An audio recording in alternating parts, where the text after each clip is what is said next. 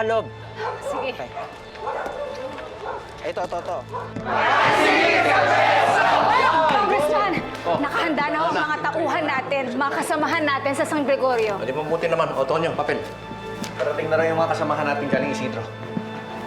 Tumawag sa amin si Councilor Sheila. Sasama daw sila sa protesta.